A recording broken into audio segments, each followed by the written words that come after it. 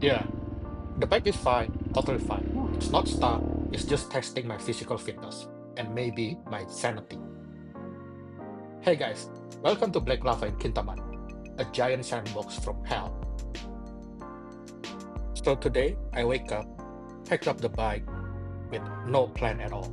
Just wanted to ride without any crew, without any noise, just me and mountain. So I've heard about the lava fields before, but what I did not expect it to be is this. A desolate land shaped by Mount Batur's eruptions. It once buried a village beneath all of these black rocks.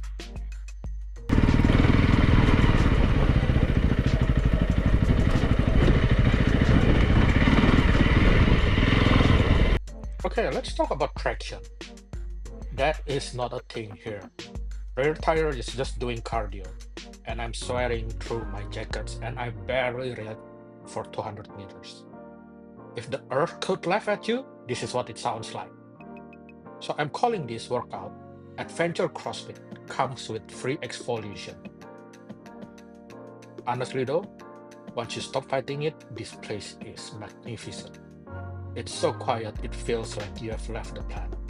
You can forget how loud the life is until you're in a place that just doesn't care about your deadlines and your signal. This is art, like everything. Age, the heat, the sand, the climbs, all of them are ridiculous. But maybe that's why it feels good. You suffer a little, but the view hits harder. You earn it with every slip, every stop. Kinda poetic, but in a dumb way. Would I do it again? Of course. Would I bring different tires? Absolutely. But that's riding. It has never been a perfect plan. It's just a good story if you make it out to the other side.